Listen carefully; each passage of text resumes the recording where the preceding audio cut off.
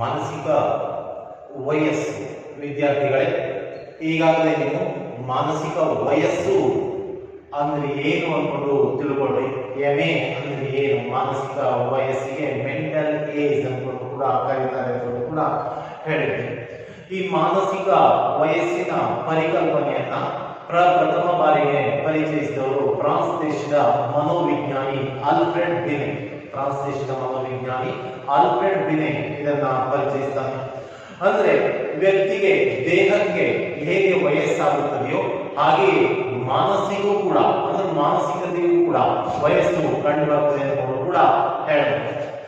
ಇನ್ನು ವ್ಯಕ್ತಿಗಳ ನಿರ್ದಿಷ್ಟ ವಯೋಮಾನದಲ್ಲಿ ಬೌದ್ಧಿಕ ಸಾಮರ್ಥ್ಯಗಳ ಬೆಳವಣಿಗೆಯ ಮಟ್ಟವನ್ನು, ವ್ಯಕ್ತಿಗಳ ನಿರ್ದಿಷ್ಟ ವಯೋಮಾನದಲ್ಲಿ ಬೌದ್ಧಿಕ ಸಾಮರ್ಥ್ಯಗಳ ಬೆಳವಣಿಗೆಯ ಮಟ್ಟವನ್ನ ಅಳೆಯುವುದೇ ಮಾನಸಿಕ ವಯಸ್ಸು ಎಂದು ಕೂಡ ಹೇಳುತ್ತದೆ, ಅಂದ್ರೆ ಸೂಚಿಸುತ್ತದೆ. ಈ ಮಾನಸಿಕ ಬೌದ್ಧಿಕ ನಿರ್ದಿಷ್ಟ ವಯೋಮಾನದಲ್ಲಿ ಅದರ ಮಾನಸಿಕತೆ ಎಷ್ಟಿದೆ ಎಂದು ಕೂಡ ತಿಳ್ಕೊಳ್ಳುತ್ತೆ. ಅದಕ್ಕಾಗಿ ಬುದ್ಧಿ ಲಬ್ಧ ಎನ್ನುವಂತಹ ಪದವನ್ನು ಕೂಡ ನಾವು ಬಳಸ್ತೇವೆ. ಇಲ್ಲಿ ಬುದ್ಧಿ ಲಬ್ಧ ಅನ್ನುವ ಪದವನ್ನು ನಾವು ಬಳಸಿದಾಗ ನಾನು ಹೇಳಿದೆ, ಬುದ್ಧಿ ಲಬ್ಧವನ್ನ ಕಂಡು ಒಬ್ಬ ವ್ಯಕ್ತಿ ಎಷ್ಟು ಬುದ್ಧಿವಂತನಿದ್ದಾನೆ, ಎಷ್ಟು ದಡ್ಡನಿದ್ದಾನೆ, ಎಷ್ಟು ಮಂದಮತಿ ಇದ್ದಾನೆ ಎಂದು ತಿಳ್ಕೊಳ್ಳಿಕ್ಕೆ ಈ ಬುದ್ಧಿ ಲಬ್ಧ ಕಾರ್ಯವನ್ನ ಮಾಡ್ತದೆ ಎಂದು ಕೂಡ ಹೇಳಬಹುದು. ಮಾನಸಿಕ ಸಾಮರ್ಥ್ಯದ ಬೆಳವಣಿಗೆ ದರವನ್ನ, ಮಾನಸಿಕ ಸಾಮರ್ಥ್ಯದ ಬೆಳವಣಿಗೆ ದರವನ್ನ ಬುದ್ಧಿ ಲಬ್ಧ ಎಂದು ಕೂಡ ಕರೆಯುತ್ತಾರೆ. ಬುದ್ಧಿ ಲಬ್ಧ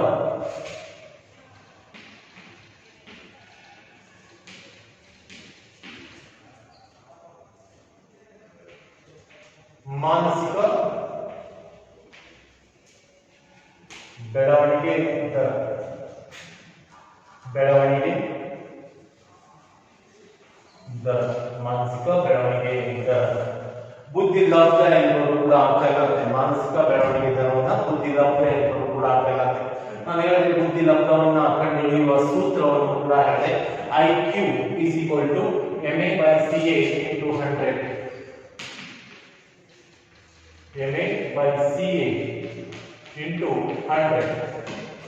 ಇಲ್ಲಿ ಹೇಳಿದೆ IQ ಅಂದ್ರೆ ಇಂಟೆಲಿಜೆನ್ಸ್ ಕೋಶನ್. IQ ಅಂದ್ರೆ ಇಂಟೆಲಿಜೆನ್ಸ್ ಕೋಶನ್ ಅಂತ ಕೂಡ ಹೇಳಿದೆ. ಇಲ್ಲಿ ಬುದ್ಧಿ ಲಬ್ಧ ಅನ್ನುವ ಪದಕ್ಕೆ ಇದನ್ನ ಬಳಸಲಾಗ್ತದೆ. MA ಅಂದ್ರೆ ಮಾನಸಿಕ ವಯಸ್ಸು, ಮೆಂಟಲ್ ಏಜ್ ಅಂತ ಕೂಡ ಹೇಳಿದೆ. MA ಅಂದ್ರೆ ಮೆಂಟಲ್ ಏಜ್, CA ಅಂದ್ರೆ ಏನು, ಕ್ರೋನೋಲಾಜಿಕಲ್ ಏಜ್ ಅಂತ ಕೂಡ ಹೇಳಿದೆ. ಈ ಬುದ್ಧಿ ಲಬ್ಧವನ್ನ ಹೇಗೆ ಕಂಡುಹಿಡಿತಾರೆ ಕೇಳಿದ್ರೆ, ಮಾನಸಿಕ ವಯಸ್ಸನ್ನ ದೈಹಿಕ ವಯಸ್ಸಿನಿಂದ ಭಾಗಿಸಿದಾಗ ಬರುವ ಭಾಗವೇ ಮಾನಸಿಕ ವಯಸ್ಸು ಎಂದು ಕೂಡ ಹೇಳಲಾಗಿದೆ. ಅಂದ್ರೆ ಒಬ್ಬ ವ್ಯಕ್ತಿಗೆ ಆತನ ಬುದ್ಧಿಮಟ್ಟ ಎಷ್ಟಿದೆ ಎಂದು ಕೂಡ ಅಳೆಯಲಿಕ್ಕೆ ಇದನ್ನ ಬಳಸಲಾಗ್ತದೆ ಎಂದು ಕೂಡ ಹೇಳಲಾಗಿದೆ. ನಿನ್ನೆ ಒಂದು ಇದಕ್ಕೆ ಸಂಬಂಧಪಟ್ಟಂತೆ ಒಂದು ಲೆಕ್ಕವನ್ನು ಕೂಡ ಹೇಳಿದ್ದೆ. ಅಂದ್ರೆ ಒಬ್ಬ ಬಾಲಕನ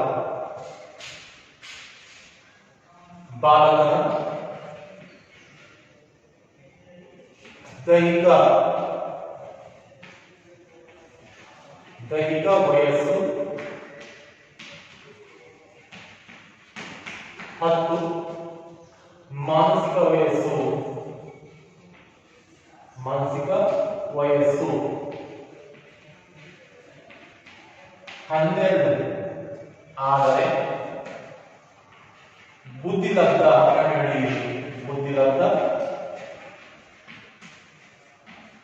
ಕಂಡುಹಿಡಿಯಿರಿ ಎಂದು ಹೇಳಿದೆ. ಬುದ್ಧಿ ಲಬ್ಧವನ್ನ ಕಂಡುಹಿಡಿಯುವ ಸೂತ್ರವನ್ನು ಕೂಡ ಹೇಳಿದೆ. ಇಲ್ಲಿ ದೈಹಿಕ ವಯಸ್ಸನ್ನು ಕೊಟ್ಟಿದ್ದಾರೆ. CA 10, MA 12, IQ ಕಂಡುಹಿಡಿಯಬೇಕು. ಸೂತ್ರ ಇದೆ 12/10 ಗುಣಿಲೆ 120. ಆತನ ಬುದ್ಧಿ ಲಬ್ಧ 120 ಎಂದು ಕೂಡ ಬರ್ತದೆ. ಈ 120 ಅಂದ್ರೆ 10 ವರ್ಷದ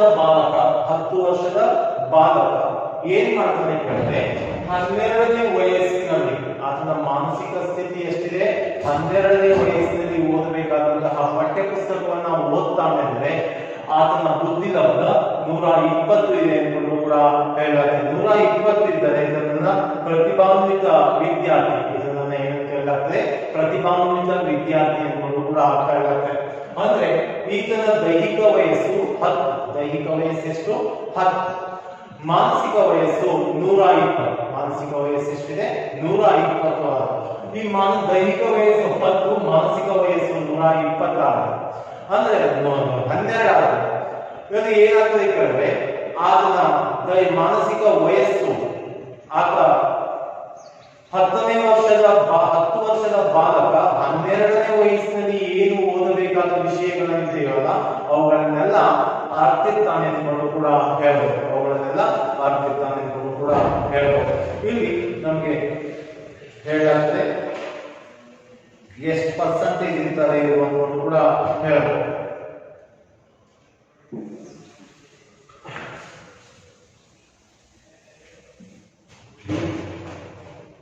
ಅತಿ ಮೇಧಾವಿ, ಅತಿ ಮೇಧಾವಿ 140ಕ್ಕಿಂತ ಹೆಚ್ಚು ಇವರು ಬಹಳ ಜನ ಇರುವುದಿಲ್ಲ. ಒಂದು ಇಡೀ ಕ್ಲಾಸ್ ಅನ್ನ ನಾವು ತೆಗೆದುಕೊಂಡಾಗ, ಒಂದು ಇಡೀ ಕ್ಲಾಸ್ ರೂಮ್ ಅನ್ನು ತೆಗೆದುಕೊಂಡಾಗ ಶೇಕಡ 0.25 ಶೇಕಡ ಇಷ್ಟರಷ್ಟು ವಿದ್ಯಾರ್ಥಿಗಳು ಮಾತ್ರ ಅತಿ ಬುದ್ಧಿವಂತರಿರ್ತಾರೆ.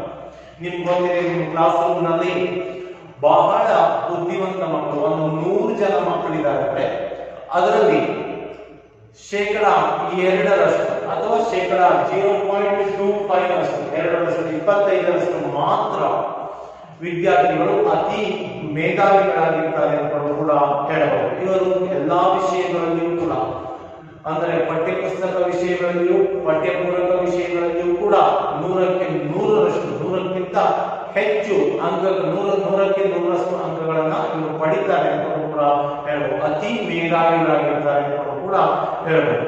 ಇನ್ನು ಮೇಧಾವಿಗಳು ಅಂತ ಬರ್ತದೆ. ಮೇಧಾವಿಗಳು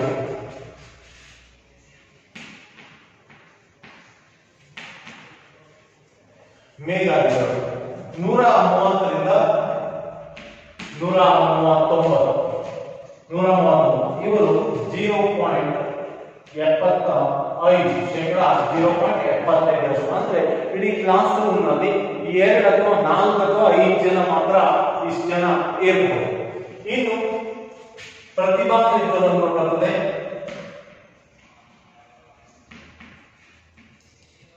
ಪ್ರತಿಭಾನ್ವಿತರು ಇವರು 120ರಿಂದ 129 6% ಮಾತ್ರ ಇರ್ತಾರೆ.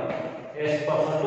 6% ಮಾತ್ರ ಇವರು ಪ್ರತಿಭಾನ್ವಿತ ವಿದ್ಯಾರ್ಥಿಗಳಿರ್ತಾರೆ. ಅತಿ ಮೇಧಾವಿಗಳಲ್ಲ, ಪ್ರತಿಭಾನ್ವಿತ ವಿದ್ಯಾರ್ಥಿಗಳು. ಅಂದ್ರೆ 100ಕ್ಕೆ 95, 90, 92 ಅಂಕಗಳನ್ನ ಪಡೆಯುವಂತಹ ವಿದ್ಯಾರ್ಥಿಗಳು ಶೇಕಡ 6ರಷ್ಟು ಮಾತ್ರ ಒಂದು ಕ್ಲಾಸ್ ರೂಮ್ ನಲ್ಲಿ ಇರ್ತಾರೆ ಅಂತ ಕೂಡ ಹೇಳುತ್ತೆ. ಸಾಮಾನ್ಯಕ್ಕಿಂತ ಮೇಲ್ಮಟ್ಟ, ಸಾಮಾನ್ಯಕ್ಕಿಂತ ಮೇಲ್ಮಟ್ಟ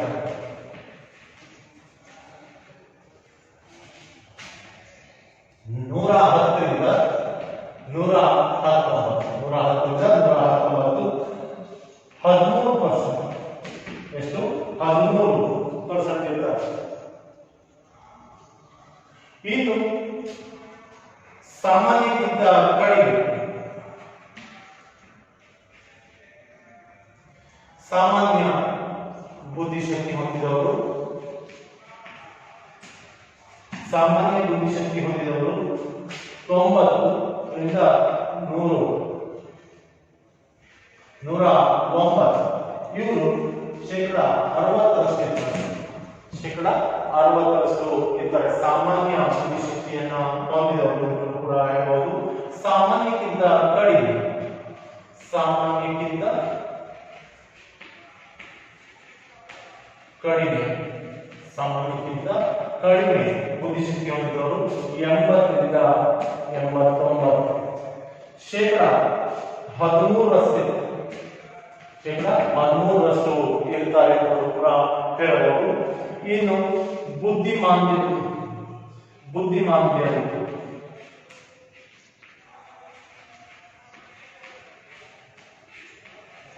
ಬುದ್ಧಿಮಾಂದ್ಯರು 70ರಿಂದ 79 6% ಬುದ್ಧಿಮಾಂದ್ಯ ವಿದ್ಯಾರ್ಥಿಗಳಿದ್ದಾರೆ ಅಂತ ಕೂಡ ಹೇಳಬಹುದು.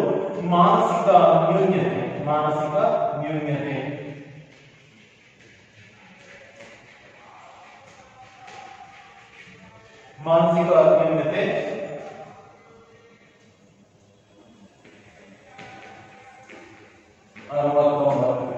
ಶೇಕಡ 0.75. ಕೊನೆಯಲ್ಲಿ ಮೂರ್ಖರು ಅದಕ್ಕೆ ಮೂರ್ಖರು ಅಂತ ಕೂಡ ಹೇಳಲಾಗುತ್ತೆ. ಮೂರ್ಖರು 49ಕ್ಕಿಂತ ಕಡಿಮೆ 0.25 ಇರ್ತಾರೆ.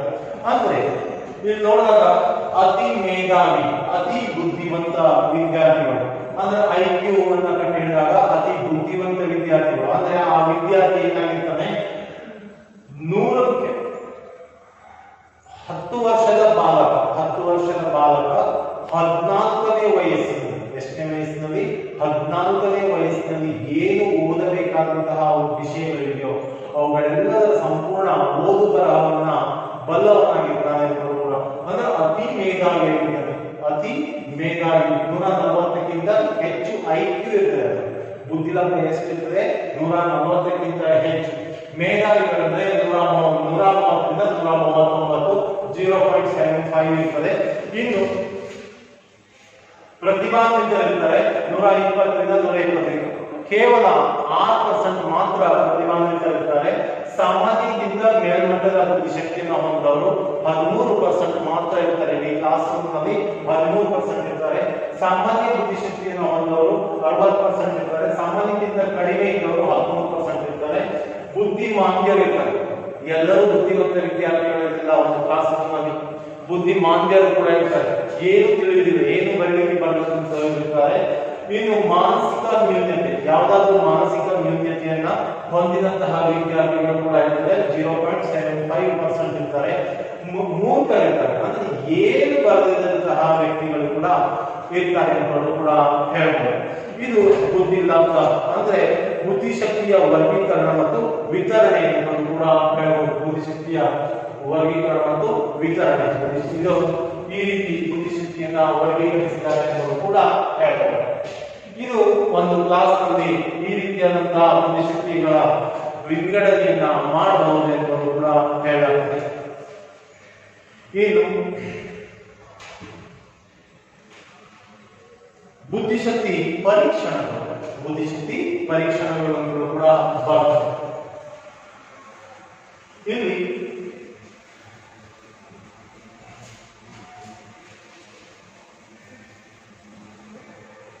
ಬುದ್ಧಿಶಕ್ತಿ ಪರೀಕ್ಷಣಗಳನ್ನ ನಾವು ತಿಳ್ಕೊಳ್ಳಬೇಕು.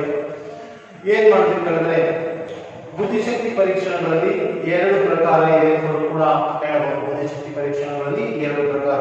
ಒಂದು ವೈಯಕ್ತಿಕ ಬುದ್ಧಿಶಕ್ತಿ ಪರೀಕ್ಷಣ, ಎರಡನೇದು ಸಾಮೂಹಿಕ ಬುದ್ಧಿಶಕ್ತಿ ಪರೀಕ್ಷಣ.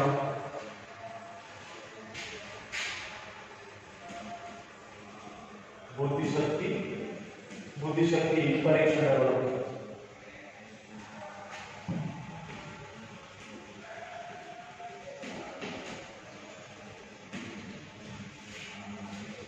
ವೈಯಕ್ತಿಕ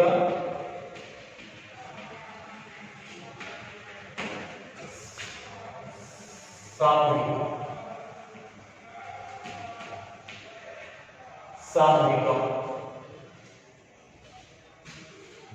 ಇದರಲ್ಲಿ ಬುದ್ಧಿಶಕ್ತಿ ಪರೀಕ್ಷಣಗಳಲ್ಲಿ 2 ಪ್ರಕಾರ ಇದೆ. ಒಂದು ವೈಯಕ್ತಿಕ ಬುದ್ಧಿಶಕ್ತಿ ಪರೀಕ್ಷಣ, ಇನ್ನೊಂದು ಸಾಮೂಹಿಕ ಬುದ್ಧಿಶಕ್ತಿ ಪರೀಕ್ಷಣ ಎಂದು ಕೂಡ ಬರ್ತದೆ.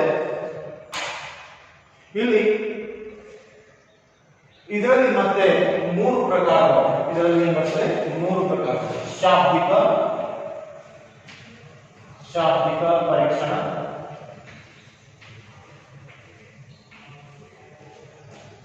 ಅಶಾಬ್ದಿಕ ಪರೀಕ್ಷಣ ಅಶಾಬ್ದಿಕ ಪರೀಕ್ಷಣ,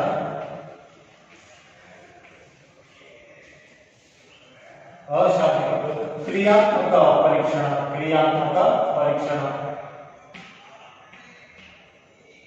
ಕ್ರಿಯಾತ್ಮಕ ಪರೀಕ್ಷಣ ಬರುತ್ತದೆ. ಇದರಲ್ಲಿ ಮತ್ತೆ ಎರಡು ಪ್ರಕಾರ ಶಾಬ್ದಿಕ ಪರೀಕ್ಷಣ, ಅಶಾಬ್ದಿಕ ಪರೀಕ್ಷಣ.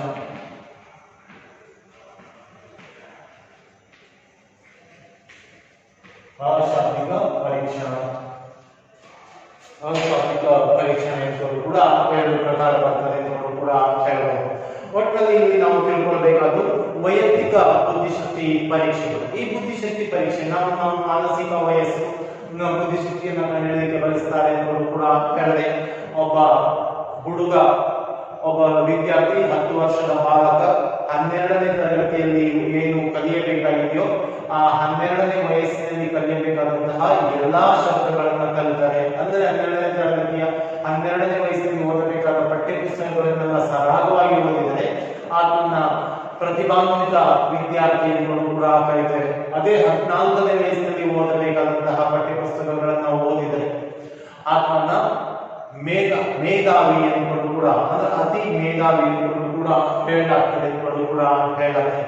ಇಲ್ಲಿ ಬುದ್ಧಿಶಕ್ತಿ ಪರೀಕ್ಷಣಗಳನ್ನ ನಾವು ತಿಳ್ಕೊಳ್ಬೇಕು. ಬುದ್ಧಿಶಕ್ತಿ ಪರೀಕ್ಷಣಗಳು ಅಂದ್ರೆ ಏನು ಅಂತ ತಿಳ್ಕೊಳ್ಬೇಕು. ಮೊಟ್ಟ ಮೊದಲಿಗೆ ಬುದ್ಧಿಶಕ್ತಿ ಪರೀಕ್ಷಣ ಅಂದ್ರೆ ಏನು? ಒಂದು ಸಮಯದಲ್ಲಿ ಕೇವಲ ಇಲ್ಲಿ ಮೊಟ್ಟ ಮೊದಲಾಗಿ ನಾವು ತಿಳ್ಕೊಳ್ಬೇಕಾದ್ದು ವೈಯಕ್ತಿಕ ಬುದ್ಧಿಶಕ್ತಿ ಪರೀಕ್ಷಣ ಅಂದ್ರೆ ಏನು? ವೈಯಕ್ತಿಕ ಅಂದ್ರೆ ಏನು? ವೈಯಕ್ತಿಕ ಅಂದ್ರೆ ಒಂದು ಸಲಕ್ಕೆ ಒಂದು ಸಮಯದಲ್ಲಿ ಒಬ್ಬ ವ್ಯಕ್ತಿಯನ್ನ ಪರೀಕ್ಷಿಸುವ, ಬುದ್ಧಿಶಕ್ತಿಯನ್ನ ಪರೀಕ್ಷಿಸುವ, ಒಬ್ಬ ವ್ಯಕ್ತಿಯ ಬುದ್ಧಿಶಕ್ತಿಯನ್ನ ಪರೀಕ್ಷಿಸುವ ಪರೀಕ್ಷಣಗಳನ್ನ ಏನಂತಾರೆ? ವೈಯಕ್ತಿಕ ಬುದ್ಧಿಶಕ್ತಿ ಪರೀಕ್ಷಣ ಅಂತ ಕೂಡ ಕರೆಯುತ್ತೆ. ಒಂದು ಕಾಲಕ್ಕೆ ಒಂದು ಸಮಯದಲ್ಲಿ ಒಬ್ಬ ವ್ಯಕ್ತಿಯ ಬುದ್ಧಿಶಕ್ತಿಯನ್ನ ಪರೀಕ್ಷಿಸುವಂತಹ ಪರೀಕ್ಷಣಗಳನ್ನ ವೈಯಕ್ತಿಕ ಬುದ್ಧಿಶಕ್ತಿ ಪರೀಕ್ಷಣ ಎಂದು ಕೂಡ ಹೇಳಲಾಗುತ್ತದೆ. ಇಲ್ಲಿ 1905ರಲ್ಲಿ ಫ್ರಾನ್ಸ್ ದೇಶದ ಮನೋವಿಜ್ಞಾನಿ ಆಲ್ಫ್ರೆಡ್ ಬಿನೆ ಈ ಬುದ್ಧಿಶಕ್ತಿ ಪರೀಕ್ಷಣಗಳನ್ನ ಪರಿಚಯಿಸ್ತಾನೆ. ಬುದ್ಧಿಶಕ್ತಿ ಪರೀಕ್ಷಣಗಳನ್ನ ಪ್ರಥಮ ಬಾರಿಗೆ ಪರಿಚಯಿಸಿದ ಆಲ್ಫ್ರೆಡ್ ಬಿನೆ ಅವರನ್ನ ಬುದ್ಧಿಶಕ್ತಿ ಪರೀಕ್ಷಣಗಳ ಪಿತಾಮಹ ಎಂದು ಕೂಡ ಕರೆಯಲಾಗುತ್ತೆ. ಇದನ್ನ ಪರಿಚಯಿಸಿದವರು ಯಾರು? ಒಂದು ಕಾಲಕ್ಕೆ ಒಬ್ಬ ವ್ಯಕ್ತಿಯನ್ನ ಪರೀಕ್ಷಿಸುವಂತಹ ಪರೀಕ್ಷಣಗಳನ್ನ ವೈಯಕ್ತಿಕ ಬುದ್ಧಿಶಕ್ತಿ ಪರೀಕ್ಷಣ ಎಂದು ಕೂಡ ಹೇಳಲಾಗುತ್ತದೆ. ಇದನ್ನ ಪರಿಚಯಿಸಿದವರು ಫ್ರಾನ್ಸ್ ದೇಶದ ಮನೋವಿಜ್ಞಾನಿ ಆಲ್ಫ್ರೆಡ್ ಬಿನೆ ಇದನ್ನ ಪರಿಚಯಿಸ್ತಾನೆ. ಆದ್ದರಿಂದ ಆಲ್ಫ್ರೆಡ್ ಬಿನೆಯನ್ನ ಬುದ್ಧಿಶಕ್ತಿ ಪರೀಕ್ಷಣಗಳ ಪಿತಾಮಹ ಎಂದು ಕೂಡ ಹೇಳಲಾಗ್ತದೆ. ಆಲ್ಫ್ರೆಡ್ ಬಿನೆಯನ್ನ ಏನು ಹೇಳಲಾಗ್ತದೆ? ಬುದ್ಧಿಶಕ್ತಿ ಪರೀಕ್ಷಣಗಳ ಪಿತಾಮಹ ಎಂದು ಕೂಡ ಕರೆಯಲಾಗ್ತದೆ. ಇಲ್ಲಿ ಬುದ್ಧಿಶಕ್ತಿ ಪರೀಕ್ಷಣಗಳ ಪರೀಕ್ಷೆಯಲ್ಲಿ ಮತ್ತೆ 3 ಪ್ರಕಾರ: ಶಾಬ್ದಿಕ ಪರೀಕ್ಷಣ, ಅಶಾಬ್ದಿಕ ಪರೀಕ್ಷಣ, ಕ್ರಿಯಾತ್ಮಕ ಪರೀಕ್ಷಣ ಎಂದು ಕೂಡ ಹೇಳಲಾಗ್ತದೆ. ಇಲ್ಲಿ ನಮಗೆ ತಿಳ್ಕೊಳ್ಬೇಕು, ಇಲ್ಲಿ ಶಾಬ್ದಿಕ ಬುದ್ಧಿಶಕ್ತಿ ಪರೀಕ್ಷಣ ಅಂದ್ರೆ ಏನು? ಶಾಬ್ದಿಕ ಅಂದ್ರೆ ಶಬ್ದ. ಒಬ್ಬ ಪರೀಕ್ಷಕ ಒಂದು ಸಮಯದಲ್ಲಿ ಒಬ್ಬ ವ್ಯಕ್ತಿಯನ್ನ ಭಾಷೆಯ ಘಟಕಗಳಾದಂತಹ ಅಕ್ಷರ, ಪದ, ವ್ಯಾಕರಣ, ಸಂಖ್ಯೆಗಳನ್ನ ಬಳಸಿ ಕೇವಲ ಒಬ್ಬ ವ್ಯಕ್ತಿಯನ್ನು ಬುದ್ಧಿಶಕ್ತಿಯನ್ನ ಪರೀಕ್ಷಿಸುವಂತಹ ಪರೀಕ್ಷಣಗಳನ್ನ ವೈಯಕ್ತಿಕ ಶಾಬ್ದಿಕ ಬುದ್ಧಿಶಕ್ತಿ ಪರೀಕ್ಷಣ ಎಂದು ಕೂಡ ಕರೆಯಲಾಗ್ತದೆ. ಈಗ ನೋಡಿ, ಒಂದು ಕ್ಲಾಸ್ ರೂಮ್ ಇದೆ. ಒಬ್ಬ ಪರೀಕ್ಷಕ ಏನ್ ಮಾಡ್ತಾನೆ? ಒಂದು ಕ್ಲಾಸ್ ರೂಮ್ ನಲ್ಲಿ ಒಬ್ಬ ವ್ಯಕ್ತಿಯನ್ನ ಭಾಷೆಯ ಘಟಕಗಳಾದಂತಹ ನಮ್ಮ ಭಾಷೆ ಬರ್ತದೆ. ನಮ್ಮ ಮಾತೃಭಾಷೆ ಯಾವುದು ಗೊತ್ತಿದೆ ನಿಮಗೆ? ಮಾತೃಭಾಷೆ ಕನ್ನಡ ಇದೆ. ಈ ಭಾಷೆಯ ಘಟಕಗಳಾದಂತಹ ಅಕ್ಷರ, ಮಕ್ಕಳಿಗೆ ಹೇಳಿದ್ರೆ ನಾವು ಎದ್ದಿದ್ದ ಅಕ್ಷರವನ್ನು ಓದು, ಅಂದ್ಕೊಂಡು ಹೇಳ್ತಾರೆ. ಅದು ಅಕ್ಷರ, ಭಾಷೆಯ ಘಟಕಗಳಾದ ಅಕ್ಷರ, ಪದ. ಈ ಪದ ಏನು ಹೇಳ್ತದೆ ಎಂಬುದು ಕೇಳಲಾಗಿದೆ. ಪದ ಮತ್ತು ವ್ಯಾಕರಣ, ವ್ಯಾಖ್ಯೆ. ಒಂದು ವ್ಯಾಖ್ಯೆಯನ್ನು ಬರೆದು ಈ ವ್ಯಾಖ್ಯೆಯನ್ನು ಓದು ಎಂಬುದು ಕೂಡ ಹೇಳ್ತದೆ. ಓದು ಎಂಬುದು ಕೂಡ ಹೇಳ್ತದೆ. ಅದ್ರ ಜೊತೆಗೆ ವ್ಯಾಕರಣ, ಭಾಷೆಯಲ್ಲಿ ವ್ಯಾಕರಣ ಬರ್ತದೆ. ಕನ್ನಡದಲ್ಲಿ ಬರಬಹುದು, ಇಂಗ್ಲಿಷ್ ನಲ್ಲಿ ಬರಬಹುದು, ಹಿಂದಿಯಲ್ಲೂ ಕೂಡ ಬರಬಹುದು. ವ್ಯಾಕರಣ ಮುಂತಾದವುಗಳನ್ನು ಕುರಿತು ಸಂಖ್ಯೆಗಳನ್ನು ಬಳಸ್ತಾರೆ. ಮತ್ತು ಸಂಖ್ಯೆ ಯಾವುದು, ಗಣಿತದ ಸಂಖ್ಯೆಗಳನ್ನು ಬಳಸಬಹುದು. ಸಂಖ್ಯೆ, ಗಣಿತದ ಸಂಖ್ಯೆಗಳನ್ನು ಬಳಸಿ ಇದು ಎಷ್ಟು, ಈ ಸಂಖ್ಯೆಯನ್ನು ತಿಳಿಸು, ಈ ಸಂಖ್ಯೆ ಎಷ್ಟಿದೆ ಅಂತ ಕೂಡ ಓದಲಿಕ್ಕೆ ಹೇಳ್ಬಹುದು. ಶಬ್ದ, ಬಾಯಿಯ ಮೂಲಕ ಉತ್ತರಿಸಬೇಕು. ಬಾಯಿಯ ಶಬ್ದ ಇರಬೇಕು. ಶಬ್ದ ಅಂದ್ರೆ ಬಾಯಿಯ ಮೂಲಕ ಉತ್ತರಿಸಬೇಕು. ಅಂದ್ರೆ ಒಬ್ಬ ವ್ಯಕ್ತಿಯ ಬುದ್ಧಿಶಕ್ತಿಯನ್ನ ಅಳೆಯುವ ಪರೀಕ್ಷಣೆಗಳನ್ನ ವೈಯಕ್ತಿಕ ಬುದ್ಧಿಶಕ್ತಿ ಪರೀಕ್ಷಣೆ ಎಂದು ಕೂಡ ಹೇಳಲಾಗ್ತದೆ. ವೈಯಕ್ತಿಕ ಬುದ್ಧಿಶಕ್ತಿ ಪರೀಕ್ಷಣೆ ಎಂದು ಕೂಡ ಹೇಳಲಾಗ್ತದೆ. ಒಂದು ಕಾಲಕ್ಕೆ ಒಬ್ಬ ವ್ಯಕ್ತಿಯನ್ನ ಭಾಷೆಯ ಘಟಕಗಳಾದಂತಹ ಅಕ್ಷರ, ಪದ, ವ್ಯಾಕರಣ, ವ್ಯಾಖ್ಯೆ ಮುಂತಾದವುಗಳ ಮೂಲಕ ಅಳೆಯುವ ಬುದ್ಧಿಶಕ್ತಿಯನ್ನ ಅಳೆಯುವುದನ್ನ ವೈಯಕ್ತಿಕ ಶಾಬ್ದಿಕ ಬುದ್ಧಿಶಕ್ತಿ ಪರೀಕ್ಷಣೆ ಎಂದು ಕೂಡ ಹೇಳಲಾಗ್ತದೆ. ಈ ಶಬ್ದಗಳ ಉಪಯೋಗ, ಶಾಬ್ದಿಕ ಅಂದ್ರೆ ಶಾಬ್ದಿಕ ಅಂದ್ರೆ ಏನಂತ ಶಬ್ದ ಎಂದು ಕೂಡ ಹೇಳಬಹುದು. ಅಂದ್ರೆ ಶಬ್ದವನ್ನ ಕೇಳಬಹುದು, ಬಾಯಿ ಮೂಲಕ ಕೇಳಬಹುದು, ಅವನ ಉತ್ತರವನ್ನ ಕೊಡಬೇಕು, ಶಬ್ದಗಳನ್ನ ಬಳಸಲಾಗ್ತದೆ ಎಂದು ಕೂಡ ಹೇಳಬಹುದು. ಉದಾಹರಣೆಗೆ ಆಲ್ಫ್ರೆಡ್ ಬಿನೆ ಬುದ್ಧಿಶಕ್ತಿ ಪರೀಕ್ಷಣ ಕೂಡ ಹೇಳುತ್ತೆ. ಸ್ಟ್ಯಾನ್ಫೋರ್ಡ್ ಬಿನೆ ಬುದ್ಧಿಶಕ್ತಿ ಪರೀಕ್ಷಣ, ಬಿನೆ ಕಾಮತ್ ಬುದ್ಧಿಶಕ್ತಿ ಪರೀಕ್ಷಣ, ಆಲ್ಫ್ರೆಡ್ ಬಿನೆ ಬುದ್ಧಿಶಕ್ತಿ ಪರೀಕ್ಷಣ ಎಂದು ಕೂಡ ಹೇಳ್ಬೋದು. ಯಾರು ಇದನ್ನ ಮೊಟ್ಟ ಮೊದಲಿಗೆ ಪರಿಚಯಿಸಿದವರು ಅಂದ್ಕೊಂಡು ಕೂಡ ನಿಮ್ಗೆ ಗೊತ್ತಿದೆ. ಫ್ರಾನ್ಸ್ ದೇಶದ ಮನೋವಿಜ್ಞಾನಿ ಆಲ್ಫ್ರೆಡ್ ಬಿನೆ ಬುದ್ಧಿಶಕ್ತಿ ಪರೀಕ್ಷಣಗಳನ್ನು ಮೊಟ್ಟ ಮೊದಲಿಗೆ ಪರಿಚಯಿಸಿದ್ದಾನೆ. ಅದೇ ಪರೀಕ್ಷಣ ಆತನನ್ನ ಬುದ್ಧಿಶಕ್ತಿ ಪರೀಕ್ಷಣಗಳ ಪಿತಾಮಹ ಎಂದು ಕೂಡ ಕರೆಯುತ್ತಾರೆ ಎಂದು ಕೂಡ ಹೇಳಿದೆ. ಇನ್ನು ವೈಯಕ್ತಿಕ ಅಶಾಬ್ದಿಕ ಬುದ್ಧಿಶಕ್ತಿ ಪರೀಕ್ಷಣ, ವೈಯಕ್ತಿಕ ಅಶಾಬ್ದಿಕ, ಇಲ್ಲಿ ಶಾಬ್ದಿಕ, ಇಲ್ಲಿ ಅಶಾಬ್ದಿಕ, ಇಲ್ಲಿ ವ್ಯತ್ಯಾಸ ಇದೆ. ಏನ್ ವ್ಯತ್ಯಾಸ ಇದೆ? ಇಲ್ಲಿ ಶಾಬ್ದಿಕ ಅಂದ್ರೆ ಶಬ್ದ ಮಾಡೋದು, ಇಲ್ಲಿ ಅಶಾಬ್ದಿಕ ಅಂದ್ರೆ ನೋಡಿ, ಅಶಾಬ್ದಿಕ ಶಬ್ದಗಳಿಲ್ಲ. ಇಲ್ಲಿ ಏನ್ ಮಾಡುವಂತದ್ದು ಚಟುವಟಿಕೆಗಳನ್ನ ಮಾಡುವಂಥದ್ದು. ಅಂದ್ರೆ ಒಂದು ನಿರ್ದಿಷ್ಟ ಸನ್ನಿವೇಶದಲ್ಲಿ ಒಬ್ಬ ಪರೀಕ್ಷಕ ಭಾಷೆಯನ್ನ ಬಳಸದೆ ಮಾತನಾಡದೆ ಚಿತ್ರ ಸಂಕೇತ ಚಿಹ್ನೆ ಹಾಗೂ ನಕ್ಷೆಗಳ ಮೂಲಕ ಕೇವಲ ಒಬ್ಬ ವ್ಯಕ್ತಿಯ ಬುದ್ಧಿಶಕ್ತಿಯನ್ನ ಪರೀಕ್ಷಿಸುವ ಪರೀಕ್ಷಣೆಗಳನ್ನ ಏನಂತೆ ವೈಯಕ್ತಿಕ ಅಶಾಬ್ದಿಕ ಬುದ್ಧಿಶಕ್ತಿ ಪರೀಕ್ಷಣೆ ಎಂದು ಕೂಡ ಕರೆಯಲಾಗ್ತದೆ. ಅಂದ್ರೆ ಒಬ್ಬ ಪರೀಕ್ಷಕ ಒಂದು ಸಮಯದಲ್ಲಿ ಒಬ್ಬ ವ್ಯಕ್ತಿಯನ್ನು ಭಾಷೆಯನ್ನ ಬಳಸದೆ ಭಾಷೆಯ ಸಂಕೇತಗಳಾದಂತಹ ಚಿತ್ರ, ಸನ್ನಿವೇಶ, ಸಂಕೇತ ಮತ್ತು ಚಿಹ್ನೆ ಹಾಗೂ ನಕ್ಷೆಗಳ ಮೂಲಕ ಕೇವಲ ಒಬ್ಬ ವ್ಯಕ್ತಿಯ ಬುದ್ಧಿಶಕ್ತಿಯನ್ನ ಅಳೆಯುವ ಪರೀಕ್ಷಣೆಗಳನ್ನ ವೈಯಕ್ತಿಕ ಅಶಾಬ್ದಿಕ ಬುದ್ಧಿಶಕ್ತಿ ಪರೀಕ್ಷಣೆ ಎಂದು ಕೂಡ ಹೇಳಲಾಗ್ತದೆ. ಈ ಅಶಾಬ್ದಿಕ ಬುದ್ಧಿಶಕ್ತಿ ಪರೀಕ್ಷಣೆಗಳನ್ನ ಯಾಕೆ ಬಳಸಲಾಗ್ತದೆ ಕೇಳಿದ್ರೆ, ಕೆಲವರಿಗೆ ಚಿತ್ರ ಬಿಡಿಸಲು ಗೊತ್ತಿದೆ, ಕೆಲವರಿಗೆ ಬರೆಯೋದು ಗೊತ್ತಿದೆ, ನಕ್ಷೆಯನ್ನ ಗುರುತಿಸ್ತಾರೆ. ಕೆಲವು ವಿದ್ಯಾರ್ಥಿಗಳು ಏನ್ ಮಾಡ್ತಾರೆ, ಮ್ಯಾಪ್ ಅನ್ನು ತೋರಿಸಿ ಚಿತ್ರವನ್ನ ಗುರುತಿಸ್ತಾರೆ. ಆದ್ರೆ ಭಾಷೆ ಅವರಿಗೆ ಬಂದಿರಲಿಲ್ಲ, ಮಾತನಾಡಿ ಬಂದಿರಲಿಲ್ಲ. ಕೆಲವೊಂದ್ಸಲ ಮೂಕರನ್ನು ಕೂಡ ಇಲ್ಲಿ ಅಳತೆ ಮಾಡಬಹುದು ಎಂದು ಕೂಡ ಹೇಳಬಹುದು. ಅಂದ್ರೆ ಸಾಮಾನ್ಯವಾಗಿ ಕೂಡ ಪೇಪರ್ ಪೆನ್ಸಿಲ್ ಪರೀಕ್ಷೆಗಳಾಗಿದೆ ಎಂದು ಕೂಡ ಹೇಳಲಾಗ್ತದೆ. ಇಲ್ಲಿ ಚಿತ್ರಗಳ ಸರಣಿಯನ್ನು ಕೊಡಲಾಗ್ತದೆ, ಚಿತ್ರಗಳನ್ನು ಗುರುತಿಸಲಿಕ್ಕೆ ಹೇಳ್ತೇವೆ. ಅದ್ರ ಜೊತೆಗೆ ಚಿತ್ರಗಳ ವಿವರಣೆ ಮತ್ತು ಚಿತ್ರಗಳನ್ನ ಪೂರ್ಣಗೊಳಿಸುವುದು, ಚಿತ್ರಗಳ ವಿವರಣೆಯನ್ನ ಕೊಡಬೇಕು. ನೀವು ಈಗ ಪತ್ರಿಕೆಯಲ್ಲಿ ಕೊಟ್ಟಿರ್ತಾರೆ ಅಥವಾ ಇನ್ಯಾವುದು ಒಂದು ಚಿತ್ರವನ್ನ ತೋರಿಸಿ ಇದರ ವಿವರಣೆಯನ್ನ ಕೊಡು, ಅಥವಾ ಒಂದು ನಕ್ಷೆಯನ್ನ ತೋರಿಸಿ, ನಕ್ಷೆಯಲ್ಲಿ ಭಾರತದ ನಕ್ಷೆ ಇರಬಹುದು ಅಥವಾ ಕರ್ನಾಟಕದ ನಕ್ಷೆ ಇರಬಹುದು. ಈ ನಕ್ಷೆಯನ್ನ ತೋರಿಸಿ ಅದನ್ನ ವಿವರಿಸಲಿಕ್ಕೆ ಹೇಳ್ಬಹುದು ಅಥವಾ ನಕ್ಷೆಯನ್ನೇ ಬಿಡಿಸಲಿಕ್ಕೆ ಕೊಡಬಹುದು. ನಕ್ಷೆಯನ್ನೇ ಮಾಡುವಂಥದ್ದು ಬಿಡಿಸಲಿಕ್ಕೆ ಕೊಡುವಂಥದ್ದು. ಈ ರೀತಿ ಪರೀಕ್ಷಣಗಳನ್ನ ವೈಯಕ್ತಿಕ ಅಶಾಬ್ದಿಕ ಬುದ್ಧಿಶಕ್ತಿ ಪರೀಕ್ಷಣೆ ಎಂದು ಕೂಡ ಕರೆಯಲಾಗುತ್ತೆ. ವೈಯಕ್ತಿಕ ಅಶಾಬ್ದಿಕ ಬುದ್ಧಿಶಕ್ತಿ ಪರೀಕ್ಷಣೆ ಎಂದು ಕೂಡ ಹೇಳಬಹುದು.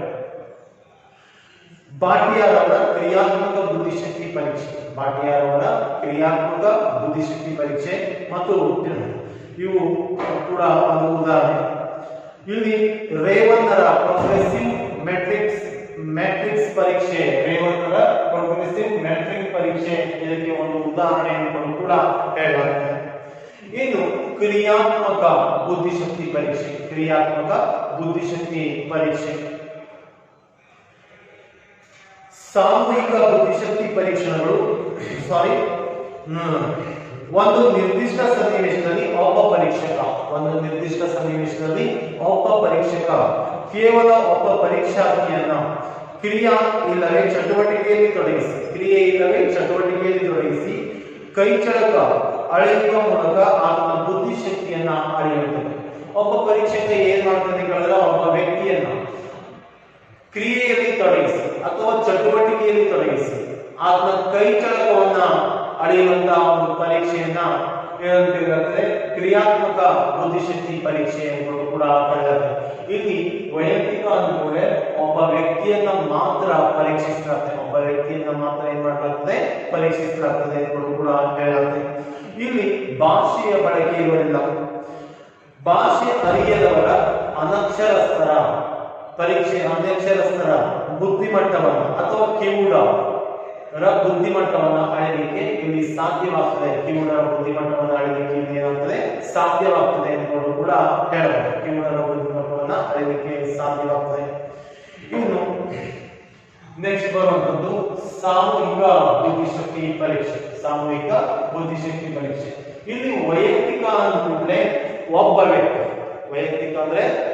ವ್ಯಕ್ತಿ, ಸಾಮೂಹಿಕ ಅಂದ್ರೆ ಇಡೀ ಕ್ಲಾಸ್ ಅಥವಾ ಗುಂಪು. ಸಾಮೂಹಿಕ ಅಂದ್ರೆ ಏನಂತ, ಕ್ಲಾಸ್ ರೂಮ್ ಅಥವಾ ಗುಂಪಿನ ಪರೀಕ್ಷೆಯನ್ನ ಮಾಡುವಂತ ಅರ್ಥ.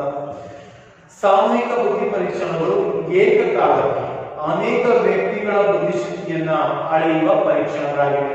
ಏಕಕಾಲಕ್ಕೆ ಏನ್ ಮಾಡುವಂಥದ್ದು, ಅನೇಕ ವ್ಯಕ್ತಿಗಳ ಬುದ್ಧಿಶಕ್ತಿಯನ್ನ ಅಳೆಯುವ ಮಾಪನಗಳಾಗಿವೆ. ಏಕಕಾಲಕ್ಕೆ ಅನೇಕ ವ್ಯಕ್ತಿಗಳ ಬುದ್ಧಿಶಕ್ತಿಯನ್ನ ಅಳೆಯುವ ಮಾಪನಗಳಾಗಿವೆ. ಇವು ಕೂಡ ಪೇಪರ್ ಪೆನ್ಸಿಲ್ ಪರೀಕ್ಷೆಗಳಾಗಿವೆ. ಇವುಗಳನ್ನ ಎರಡನೇ ಜಾಗತಿಕ ಮಹಾಯುದ್ಧ ಸಂದರ್ಭದಲ್ಲಿ ಅಮೆರಿಕದ ಸೈನ್ಯದಲ್ಲಿ ಬಳಸಲಾಯಿತು ಎಂದು ಕೂಡ ಹೇಳಲಾಗುತ್ತದೆ. ಇದರಲ್ಲಿ ಎರಡು ಪ್ರಕಾರ ಇದೆ. ಸಾಮೂಹಿಕ ಶಾಬ್ದಿಕ ಪರೀಕ್ಷಣ, ಸಾಮೂಹಿಕ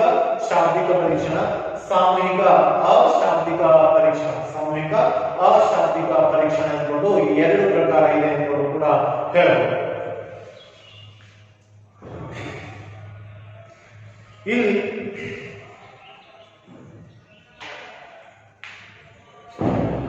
ಸಾಮೂಹಿಕ ಅಶಾಬ್ದಿಕ ಪರೀಕ್ಷಣ ಅಂದ್ರೆ ಏನು ಅಥವಾ ಸಾಮೂಹಿಕ ಶಾಬ್ದಿಕ ಪರೀಕ್ಷಣ ಅಂದ್ರೆ ಏನು ಅಂತ ನಾವು ತಿಳ್ಕೊಳ್ಬೇಕು. ಇಲ್ಲಿ ಏಕಕಾಲಕ್ಕೆ ಅನೇಕ ಅಕ್ಷರಸ್ಥ ವ್ಯಕ್ತಿಗಳ ಅಥವಾ ಓದು ಬರಹ ಬಲ್ಲವರ ಬುದ್ಧಿಶಕ್ತಿಯನ್ನ ಸಾಮೂಹಿಕವಾಗಿ ಪರೀಕ್ಷಿಸುವಂಥದ್ದು. ಅಕ್ಷರಸ್ಥ ಅಥವಾ ಓದು ಬರಹ ಬಲ್ಲವರನ್ನ ಬುದ್ಧಿಶಕ್ತಿಯನ್ನ ಸಾಮೂಹಿಕವಾಗಿ ಪರೀಕ್ಷಿಸುವುದೇ ವೈಯಕ್ತಿಕ ಸಾಮೂಹಿಕ ಶಾಬ್ದಿಕ ಬುದ್ಧಿಶಕ್ತಿ ಪರೀಕ್ಷಣ. ಇಲ್ಲಿ ಅಕ್ಷರಸ್ಥರನ್ನ ಪರೀಕ್ಷಿಸ್ತಾರೆ. ಅಂದ್ರೆ ಒಂದು ಕ್ಲಾಸ್ ರೂಮ್ ಇರ್ತದೆ. ಒಂದು ಕ್ಲಾಸ್ ರೂಮ್ ನಲ್ಲಿ ವಿದ್ಯಾರ್ಥಿಗಳನ್ನ ಏನ್ ಮಾಡಲಾಗ್ತದೆ, ಪರೀಕ್ಷೆಗೆ ಒಳಪಡಿಸ್ತಾರೆ. ಇಡೀ ಕ್ಲಾಸಿಗೆ ಒಂದು ಪರೀಕ್ಷೆಯನ್ನು ಮಾಡಲಾಗ್ತದೆ. ಈಗ ನೋಡಿ, ಉದಾಹರಣೆಗೆ ನಿಮ್ಮ ಶಾಲೆಯಲ್ಲಿ ನಡೀತದೆ ಮಧ್ಯವಾರ್ಷಿಕ ಪರೀಕ್ಷೆ ಅಥವಾ ಘಟಕ ಪರೀಕ್ಷೆ ಅಥವಾ ವಾರ್ಷಿಕ ಪರೀಕ್ಷೆ. ಈಗ ನಿಮ್ಮ ದ್ವಿತೀಯ PUCಗೆ ಬಂದರೆ ದ್ವಿತೀಯ PUCಯ ವಾರ್ಷಿಕ ಪರೀಕ್ಷೆ ನಡೀತದೆ. ಈ ವಾರ್ಷಿಕ ಪರೀಕ್ಷೆಯನ್ನ ಒಬ್ಬೊಬ್ಬ ವಿದ್ಯಾರ್ಥಿ ಒಂದೊಂದು ದಿವಸ ಮಾಡೋದಿಲ್ಲ. ಅದನ್ನ ಏನ್ ಮಾಡಲಾಗ್ತದೆ, ಸಾಮೂಹಿಕವಾಗಿ ಮಾಡಲಾಗ್ತದೆ. ಇಡೀ ರಾಜ್ಯದಲ್ಲಿ ಏಕಕಾಲಕ್ಕೆ ಪರೀಕ್ಷೆಯನ್ನ ನಡೆಸ್ತಾರೆ. ಏಕಕಾಲಕ್ಕೆ ಮಾಡುತ್ತೆ ಪರೀಕ್ಷೆಯನ್ನ ನಡೆಸ್ತಾರೆ. ಏಕಕಾಲಕ್ಕೆ ಪರೀಕ್ಷೆಯನ್ನು ನಡೆಸುವಾಗ ನಾವು ಏನ್ ಮಾಡ್ತೇವೆ, ವೇಳೆಯನ್ನ ಏನ್ ಮಾಡ್ತೇವೆ, ವೇಳೆಯನ್ನ ಕೊಡ್ತೇವೆ. ವೇಳೆ ಇರ್ತದೆ. ಈಗ ನಿಮ್ಮ ಪರೀಕ್ಷೆ ಸೆಕೆಂಡ್ ಇಯರ್ ದ್ವಿತೀಯ PUC ಪರೀಕ್ಷೆ ಎಷ್ಟು ಗಂಟೆಗೆ ಸ್ಟಾರ್ಟ್ ಆಗ್ತದೆ ಅಂದ್ರೆ 10 ಗಂಟೆ 15 ನಿಮಿಷಕ್ಕೆ ಪ್ರಾರಂಭವಾಗಿ 1 ಗಂಟೆ 30 ನಿಮಿಷಕ್ಕೆ ಮುಗಿಯುತ್ತದೆ. 3 ಗಂಟೆ 15 ನಿಮಿಷದಲ್ಲಿ ನೀವು 100 ಅಂಕದ ಪ್ರಶ್ನೆಗಳನ್ನ ಬರೆಯಬೇಕು. ಎಲ್ಲಾ ವಿದ್ಯಾರ್ಥಿಗಳು ಏಕಕಾಲದಲ್ಲಿ ಪ್ರಶ್ನೆ ಪತ್ರಿಕೆಗಳನ್ನು ವಿತರಿಸಲಾಗ್ತದೆ, ಉತ್ತರ ಪತ್ರಿಕೆಗಳನ್ನು ವಿತರಿಸಲಾಗ್ತದೆ. ಬರೆದಂತ ಉತ್ತರ ಪತ್ರಿಕೆಗಳನ್ನ ಏಕಕಾಲಕ್ಕೆ ಏನು ಮಾಡಲಾಗ್ತದೆ, ಸಂಗ್ರಹ ಮಾಡಲಾಗ್ತದೆ. ಇದನ್ನ ಸಾಮೂಹಿಕ ಬುದ್ಧಿಶಕ್ತಿ ಪರೀಕ್ಷೆ ಎಂಬುದು ಕೂಡ ಕರೆಯಲಾಗ್ತದೆ. ಸಾಮೂಹಿಕ ಬುದ್ಧಿಶಕ್ತಿ ಪರೀಕ್ಷೆ ಎಂಬುದು ಕೂಡ ಹೇಳಬಹುದು. ಇಲ್ಲಿ ಸಾಮೂಹಿಕ ಅಶಾಬ್ದಿಕ ಬುದ್ಧಿಶಕ್ತಿ ಪರೀಕ್ಷೆ ಎಂಬುದು ಕೂಡ ಏಕಕಾಲಕ್ಕೆ ಅನಕ್ಷರಸ್ಥ ವ್ಯಕ್ತಿಗಳ ಬುದ್ಧಿಶಕ್ತಿಗಳನ್ನ ಪರೀಕ್ಷಿಸುವಂತಹ ಪರೀಕ್ಷೆಗಳನ್ನ, ಏಕಕಾಲಕ್ಕೆ ಅನಕ್ಷರಸ್ಥ ಅಥವಾ ಓದು ಬರಹ ಬಾರದೇ ಇರುವಂತಹವರನ್ನ ಪರೀಕ್ಷಿಸುವಂತಹ ಪರೀಕ್ಷೆಗಳನ್ನ, ಓದು ಬರಹ ಬಾರದೇ ಇರುವ ವಿದ್ಯಾರ್ಥಿಗಳ ಅಥವಾ ವ್ಯಕ್ತಿಗಳನ್ನ ಪರೀಕ್ಷಿಸುವಂತಹ ಪರೀಕ್ಷೆಗಳನ್ನ ಅಶಾಬ್ದಿಕ ಪರೀಕ್ಷಣ ಎಂಬುದು ಕೂಡ ಹೇಳಲಾಗ್ತದೆ. ಅಶಾಬ್ದಿಕ ಪರೀಕ್ಷಣ ಎಂಬುದು ಕೂಡ ಹೇಳಬಹುದು. ಇವು ಹಾಗೆ ಸಾಮೂಹಿಕ ಅಶಾಬ್ದಿಕ ಪರೀಕ್ಷಣ. ಇಲ್ಲಿ ಆರ್ಮಿ ಬೀಟಾ ಪರೀಕ್ಷೆ ಎಂಬುದು ಕೂಡ ಬರ್ತದೆ. ಇಲ್ಲಿ ಅಶಾಬ್ದಿಕ ಪರೀಕ್ಷೆ ಎಂಬುದು ಕೂಡ ಬರ್ತದೆ. ಇಲ್ಲಿ ಬುದ್ಧಿಶಕ್ತಿ ಒಳ್ಳೆ ನಾನು ಹೇಳಿದೆ. ಅದು ಮೊದಲಿಗೆ ಹೇಳಿದೆ ಬುದ್ಧಿಶಕ್ತಿ ಅಂದ್ರೆ ಏನು ಅನ್ನೋದು ಕೂಡ ಹೇಳಿದೆ. ಬುದ್ಧಿಶಕ್ತಿಯ ಜೊತೆಗೆ ಮಾನಸಿಕ ವಯಸ್ಸು ಅಂದ್ರೆ ಏನು ಅಂತ ಕೂಡ ಹೇಳಿದೆ. ಮಾನಸಿಕ ವಯಸ್ಸು, ಮೆಂಟಲ್ ಏಜ್, ಮಾನಸಿಕ ವಯಸ್ಸು ಅಂದ್ರೆ ಏನು ಅಂತ ಹೇಳಿದೆ. ಮಾನಸಿಕ ವಯಸ್ಸಿನ ಪರಿಕಲ್ಪನೆಯನ್ನು ಕೂಡ ನೀಡಿದೆ. ಮಾನಸಿಕ ವಯಸ್ಸಿನ ಪರಿಕಲ್ಪನೆಯನ್ನು ಕೂಡ ತಿಳ್ಕೊಂಡ್ರಿ. ಅದರ ಜೊತೆಗೆ ಅತಿ ಮೇಧಾವಿಗಳು ಯಾರು, ಬುದ್ಧಿವಂತರು ಯಾರು ಮತ್ತು ಪ್ರತಿಭಾನ್ವಿತರು ಯಾರು, ಸಾಮಾನ್ಯ ಮೇಲ್ಮಟ್ಟದವರು ಯಾರು, ಸಾಮಾನ್ಯದವರು ಯಾರು, ಸಾಮಾನ್ಯಕ್ಕಿಂತ ಕೆಳಮಟ್ಟದವರು ಯಾರು, ದಡ್ಡರು, ಅತಿ ದಡ್ಡರು ಮತ್ತು ಮೂರ್ಖರು ಯಾರ್ಯಾರು ಬರ್ತಾರೆ. ಈ ಕ್ಲಾಸ್ ರೂಮ್ ನಲ್ಲಿ 0.25% ಮಾತ್ರ ವಿದ್ಯಾರ್ಥಿಗಳು ಏನಾಗಿರ್ತಾರೆ, ಅತಿ ಮೇಧಾವಿಗಳಾಗಿರ್ತಾರೆ. ಎಲ್ಲಾ ವಿದ್ಯಾರ್ಥಿಗಳು ಕೂಡ ಅತಿ ಮೇಧಾವಿಗಳಾಗಿರಲಿಲ್ಲ. ಅತಿ ಬುದ್ಧಿವಂತರಿರ್ತಾರೆ, ಅತಿ ಕಡಿಮೆ ಪ್ರತಿಭಾನ್ವಿತರಿರ್ತಾರೆ, ಸಾಮಾನ್ಯರಿರ್ತಾರೆ, ದಡ್ಡರಿರ್ತಾರೆ, ಮೂರ್ಖರಿರ್ತಾರೆ. ಕೆಲವರಿಗೆ ಏನು ಅಕ್ಷರ ಬರದೇ ಇರುವಂತವರು ಕೂಡ ಇರ್ತಾರೆ ಅಂತ ಕೂಡ ಹೇಳಬಹುದು. ಇದು ಬರುವಂತದ್ದು. ನಂತರ ನಾನು ಏನ್ ಹೇಳಿದೆ, ಬುದ್ಧಿಶಕ್ತಿ ಪರೀಕ್ಷೆ. ಬುದ್ಧಿಶಕ್ತಿ ಹೇಗೆ ಪರೀಕ್ಷೆ ಮಾಡುವಂತದ್ದು, ಬುದ್ಧಿಶಕ್ತಿ ಪರೀಕ್ಷೆ ಮಾಡುವಂತ. ಈಗ ನೋಡಿ ನಾನು ಹೇಳಿದೆ ಬುದ್ಧಿಶಕ್ತಿ ಪರೀಕ್ಷೆಗಳಲ್ಲಿ 2 ಪ್ರಕಾರ: ವೈಯಕ್ತಿಕ ಬುದ್ಧಿಶಕ್ತಿ ಪರೀಕ್ಷಣ, ಸಾಮೂಹಿಕ ಬುದ್ಧಿಶಕ್ತಿ ಪರೀಕ್ಷಣ. ವೈಯಕ್ತಿಕ, ಸಾಮೂಹಿಕ ಬುದ್ಧಿಶಕ್ತಿ ಪರೀಕ್ಷಣ ಎಂಬುದು 2 ಪ್ರಕಾರ ಬರ್ತದೆ ಎಂದು ಕೂಡ ಹೇಳಿದೆ. ಇಲ್ಲಿ ವೈಯಕ್ತಿಕ ಬುದ್ಧಿಶಕ್ತಿ ಪರೀಕ್ಷಣದಲ್ಲಿ ಶಾಬ್ದಿಕ ಬುದ್ಧಿಶಕ್ತಿ ಪರೀಕ್ಷಣ, ಶಾಬ್ದಿಕ ಬುದ್ಧಿಶಕ್ತಿ ಪರೀಕ್ಷಣ, ಅಶಾಬ್ದಿಕ ಬುದ್ಧಿಶಕ್ತಿ ಪರೀಕ್ಷಣ, ಕ್ರಿಯಾತ್ಮಕ ಬುದ್ಧಿಶಕ್ತಿ ಪರೀಕ್ಷಣ ಎಂಬುದು 3 ಪ್ರಕಾರ ಇದೆ ಎಂಬುದು ಕೂಡ ಹೇಳಿದೆ. ಅದರ ಜೊತೆಗೆ ಸಾಮೂಹಿಕ ಬುದ್ಧಿಶಕ್ತಿ ಪರೀಕ್ಷಣದಲ್ಲಿ ಸಾಮೂಹಿಕ ಶಾಬ್ದಿಕ ಪರೀಕ್ಷಣ, ಸಾಮೂಹಿಕ ಶಾಬ್ದಿಕ ಪರೀಕ್ಷಣ, ಸಾಮೂಹಿಕ ಅಶಾಬ್ದಿಕ ಪರೀಕ್ಷಣ, ಸಾಮೂಹಿಕ ಅಶಾಬ್ದಿಕ ಪರೀಕ್ಷಣ ಎಂಬುದು 2 ಪ್ರಕಾರ ಇದೆ ಎಂಬುದು ಕೂಡ ಹೇಳಿದೆ. 2 ಪ್ರಕಾರ ಇದೆ ಎಂಬುದು ಕೂಡ ಹೇಳಿದೆ. ಇವು ಬುದ್ಧಿಶಕ್ತಿ ಪರೀಕ್ಷಣಗಳು ಕೂಡ ಹೇಳಲಾಗ್ತದೆ. ಇನ್ನು ಬುದ್ಧಿಶಕ್ತಿ ಪರೀಕ್ಷಣಗಳ ಉಪಯೋಗ, ಬುದ್ಧಿಶಕ್ತಿ ಪರೀಕ್ಷಣಗಳ ಉಪಯೋಗ.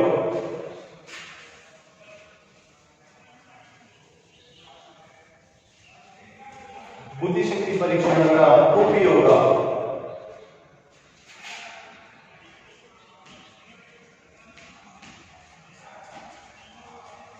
ಬುದ್ಧಿಶಕ್ತಿ ಪರೀಕ್ಷಣಗಳ ಉಪಯೋಗ.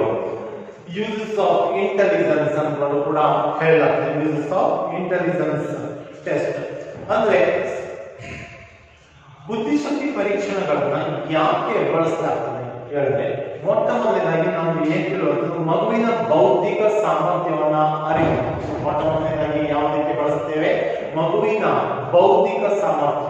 ನೋಡಿ, ಪರೀಕ್ಷೆ ಮಾಡ್ತೇವೆ, ಪರೀಕ್ಷೆ ಮಾಡಿದಾಗ ಯಾರು ಉತ್ತಮ ಅಂಕ ಗಳಿಸಿದ್ದಾರೆ, ಯಾರು ಕಡಿಮೆ ಅಂಕ ಗಳಿಸಿದ್ದಾರೆ ಅಥವಾ ಯಾರು ಅತಿ ಕಡಿಮೆ ಅಂಕ ಗಳಿಸಿದ್ದಾರೆ ಅನ್ನೋದು ಕೂಡ ತಿಳ್ಕೊಳ್ಳಿಕ್ಕೆ, ಅಂದ್ರೆ ಬೌದ್ಧಿಕ ಸಾಮರ್ಥ್ಯ, ಒಂದು ಮಗುವಿನ ಬೌದ್ಧಿಕ ಸಾಮರ್ಥ್ಯವನ್ನ ತಿಳಿದುಕೊಳ್ಳಿಕ್ಕೆ, ಎಷ್ಟು ಬುದ್ಧಿವಂತ ಇದೆ ಮಗು ಅಂತ ತಿಳ್ಕೊಳ್ಳಿಕ್ಕೆ ಇದನ್ನ ಬಳಸಲಾಗ್ತದೆ ಎಂದು ಕೂಡ ಹೇಳಲಾಗ್ತದೆ.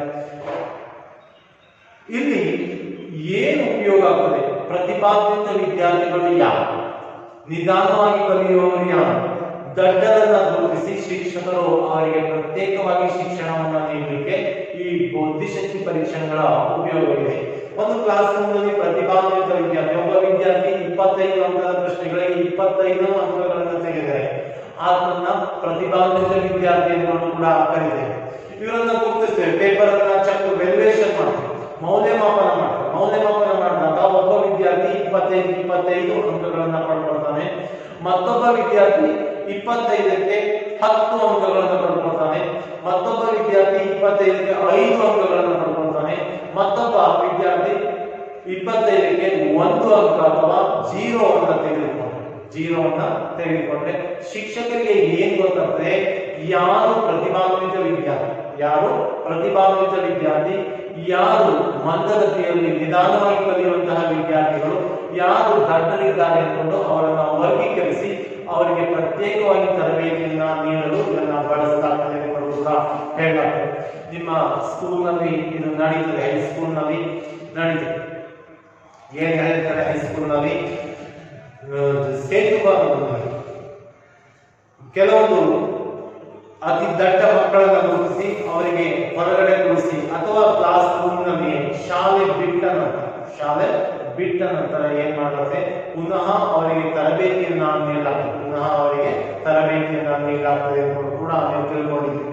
ಇನ್ನು ಮಕ್ಕಳ ಮಾನಸಿಕ ದೌರ್ಬಲ್ಯವನ್ನ ಅರಿತು ಅವರಿಗೆ ತಿಳುವಳಿಕೆಯನ್ನ ನೀಡಲು ಏನ್ ಮಾಡಲಾಗ್ತದೆ? ಈ ಬುದ್ಧಿಶಕ್ತಿ ಪರೀಕ್ಷೆಗಳನ್ನ ಬಳಸಲಾಗ್ತದೆ. ಮಾನಸಿಕ ದೌರ್ಬಲ್ಯ ಏನಿದೆ, ಮಕ್ಕಳು ಏನ್ ಮಾಡ್ತಾರೆ? ಕೆಲವೊಂದ್ಸಲ ಚಂಚಲ ಮನಸ್ಸಿರ್ತದೆ, ಕೂತ್ಕೊಳ್ಳಿಕ್ಕೆ ಅನ್ಸುತ್ತೆ.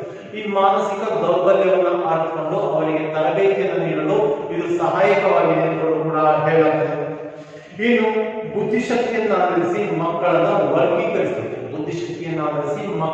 ವರ್ಗೀಕರಿಸಲಿಕ್ಕೆ ಇದು ಉಪಯೋಗವಾಗಿದೆ ಎಂದು ಕೂಡ ಹೇಳಲಾಗ್ತದೆ.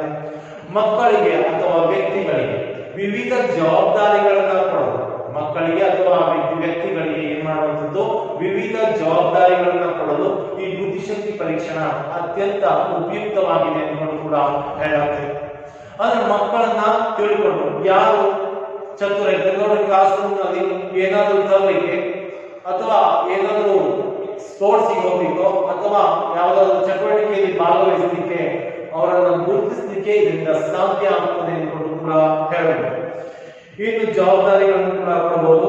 ವೈಯಕ್ತಿಕ ಸಮಸ್ಯೆಗಳನ್ನು ಗುರುತಿಸಿ ಅದಕ್ಕೆ ಪರಿಹಾರವನ್ನ ನೀಡಬಹುದು. ಬುದ್ಧಿಶಕ್ತಿ ಪರೀಕ್ಷೆಗಳಿಂದ ಏನ್ ಮಾಡುವಂಥದ್ದು? ವಿದ್ಯಾರ್ಥಿಗಳಿಗೆ ಏನು ಸಮಸ್ಯೆ ಇದೆ, ವೈಯಕ್ತಿಕ ಸಮಸ್ಯೆಗಳನ್ನು ಗುರುತಿಸಿ ಅದಕ್ಕೆ ಪರಿಹಾರವನ್ನು ನೀಡಲಿಕ್ಕೂ ಕೂಡ ಇದು ಸಹಾಯಕವಾಗಿದೆ ಎಂದು ಕೂಡ ಹೇಳಬಹುದು. ಇನ್ನು ವಿವಿಧ ವಿಭಾಗಗಳಿಗೆ ಪ್ರವೇಶವನ್ನ ನೀಡಲು, ಇದು ವೆರಿ ಇಂಪಾರ್ಟೆಂಟ್ ಇದೆ. ವಿವಿಧ ವಿಭಾಗಗಳಿಗೆ ಪ್ರವೇಶವನ್ನ ನೀಡಲು ಅಂದ್ರೆ ನೀವು ಈಗಾಗಲೇ ಏನ್ ಮಾಡಿದ್ರಿ? SLCಯನ್ನು ಮುಗಿಸಿ ಬಂದಿದೆ. SLCಯನ್ನ ಮುಗಿಸಿ ಬಂದ ವಿದ್ಯಾರ್ಥಿಗಳು ನೀವು ಏನ್ ಮಾಡಿದ್ರಿ ಅಂದ್ರೆ, ನಮ್ಮ ಕಾಲೇಜಿನಲ್ಲಿ ಏನಿದೆ? ವಿಜ್ಞಾನ ವಿಭಾಗ ಇದೆ, ಅಂದ್ರೆ ಸೈನ್ಸ್ ಇದೆ. ಕಲಾ ವಿಭಾಗ ಇದೆ, ಕಲಾ ವಿಭಾಗದಲ್ಲಿ ಆರ್ಟ್ಸ್ ಇದೆ. ಆರ್ಟ್ಸ್ ನಲ್ಲಿ ಮತ್ತೆ 3 ಪ್ರಕಾರ ಇದೆ. ಅದರಲ್ಲಿ ಶಿಕ್ಷಣಶಾಸ್ತ್ರ ಇದೆ, ಲಾಜಿಕ್ ಇದೆ, ತರ್ಕಶಾಸ್ತ್ರ ಇದೆ, ಅರ್ಥಶಾಸ್ತ್ರದ ವಿಭಾಗ ಇದೆ. ಈ 3ರಲ್ಲಿ ಯಾವನ್ನ ತೆಗೆದುಕೊಳ್ಳಬೇಕು. ನಂತರ ಕಾಮರ್ಸ್ ಇದೆ, ವಾಣಿಜ್ಯ ವಿಭಾಗ ಇದೆ. ಇಲ್ಲಿ ನಮ್ಮ ಬುದ್ಧಿಮಟ್ಟ, ನಿಮ್ಮ SLC ಮಾರ್ಕ್ಸ್ ಕಾರ್ಡ್ ಅನ್ನು ನೋಡಿ ನೀವು ಏನ್ ತಿಳ್ಕೊಂಡ್ರಿ ಅಂದ್ರೆ, ನಾನು ಆರ್ಟ್ಸ್ ಅನ್ನು ಓದಲಿಕ್ಕೆ ಉತ್ತಮ, ಅತಿ ಹೆಚ್ಚು ಅಂಕಗಳನ್ನು ಪಡೆದುಕೊಳ್ಳಬಹುದು. ಈಗ 500-500ಕ್ಕಿಂತ ಹೆಚ್ಚು ಅಂಕಗಳನ್ನು ಪಡೆದವರು ಏನ್ ಮಾಡ್ತಾರೆ? ವಿಜ್ಞಾನ ವಿಭಾಗಕ್ಕೆ ಪ್ರವೇಶವನ್ನು ಪಡಿತಾರೆ, ಇಲ್ಲದಿದ್ರೆ ವಾಣಿಜ್ಯ ವಿಭಾಗಕ್ಕೆ ಪ್ರವೇಶವನ್ನು ಪಡಿತಾರೆ. ಈ ರೀತಿ ವಿದ್ಯಾರ್ಥಿಗಳನ್ನ ವರ್ಗೀಕರಿಸಲಿಕ್ಕೆ